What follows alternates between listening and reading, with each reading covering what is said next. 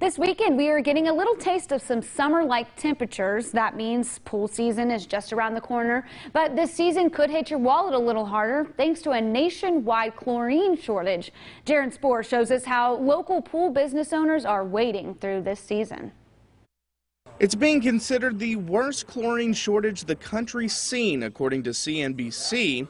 And it's just in time for summer. There was a time when even the distributors, the wholesalers, just didn't have any. Newton's been in business for nearly 3 years and says the shortage is sending prices to the moon. The price just jumped. Every day the price kept getting higher and higher, and it's still happening. So supply goes down, demand goes up, the price goes up. According to experts, the shortage can be blamed on two things: the pandemic and a fire at a plant in Louisiana last year that destroyed one of the nation's largest tablet producers. Outback Pools and Spas co-owner Paul Buckingham says when he saw the fire, he knew they needed to react. We looked at that opportunity to go ahead and purchase enough product to be able to take us through the spring and summer of this year without having significant increases.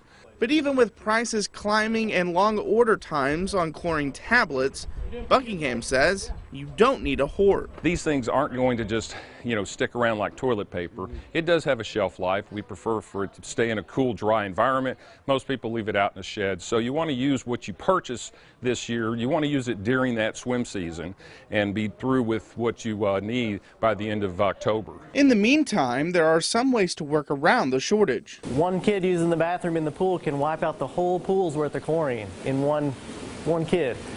Another thing you can do is use algicides.